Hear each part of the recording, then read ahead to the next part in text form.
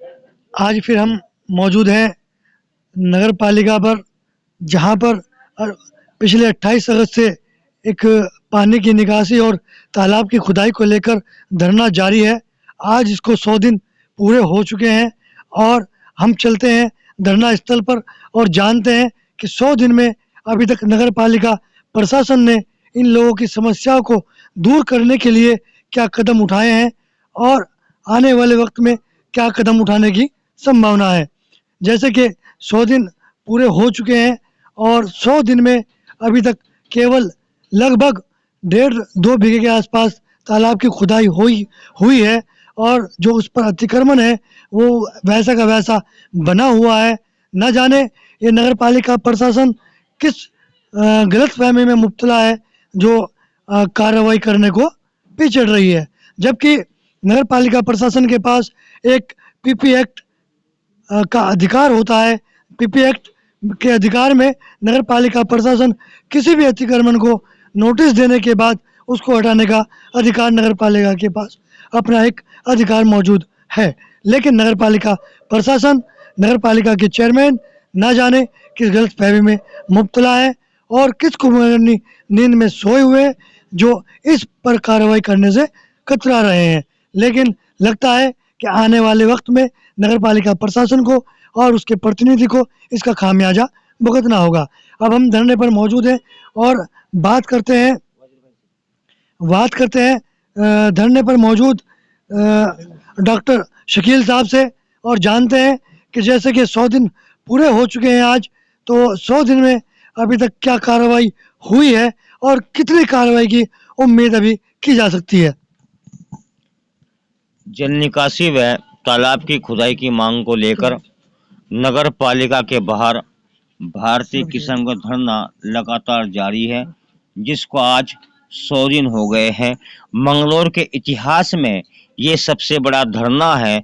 इतना बड़ा धरना न आज तक दिया गया है न दिया जाएगा।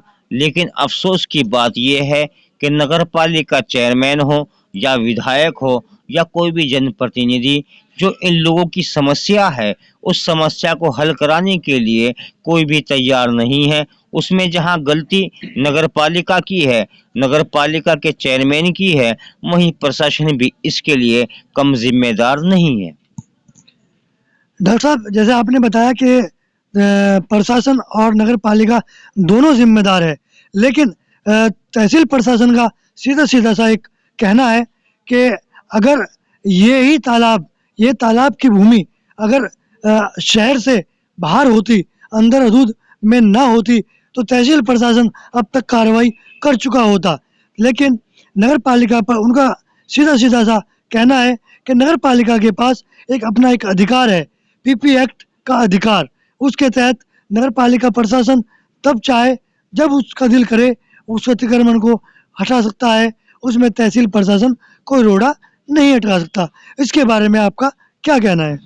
जहां तक ग्राम समाज की भूमि अगर होती तो तहसील प्रशासन का पूरा अधिकार था कि तहसील प्रशासन अपने अधिकारों का इस्तेमाल करते हुए उन अवैध कब्जों को हटाता, उन अवैध निर्माण कार्यों को हटाता। लेकिन मजबूरी ये है कि एक नगर निकाय का एक सीमांतरण होता है, उस सीमा के अंदर यानी अंदर हदूद के अंदर वो अवैध कब्जा आया हुआ है। लेकिन नगर पालिका प्रशासन आज तक कोई कार्रवाई नहीं कर पा रही है। हम तो यहाँ तक मांग कर रहे हैं कि आप कुछ भी ना हटाइए, अगर वो सरकारी संपत्ति है तो आप उस सरकारी संपत्ति का वहाँ बोर्ड लगा दीजिए, चाहे वो तालाब की भूमि हो चाहे वो कब्रिस्तान की भूमि हो, आप वहाँ एक तालाब का बोर्ड लगा दीजिए कि ये नगर पालिका की सरकारी संपत्ति है, इस पर किसी का कब्जा नहीं है। लेकिन अफसोस की बात यह है कि नगर पालिका हो या चेयरमैन आज तक बोर्ड लगाने के लिए भी तैयार नहीं है।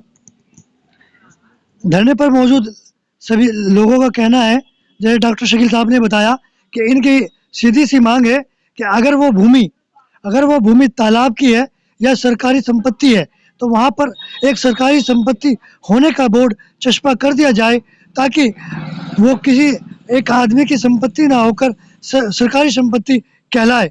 इनका ये भी कहना है कि हम लोगों ने नगर पालिका को कह दिया है और नगर पालिका को बतला दिया है कि ये भूमि अब नगर पालिका की है, उसका जिस तरह चाहे वो यूज कर सके। अगर वो कब्रिस्तान की भूमि है तो वहाँ पर एक बोर्ड लगा दिया जाए, सरकारी संपत्ति होने का बोर्ड लगा दिया जाए, ताकि वो सभी के काम आ सके। कैमरामैन नबील के साथ शमीम अहमद की रिपोर्ट।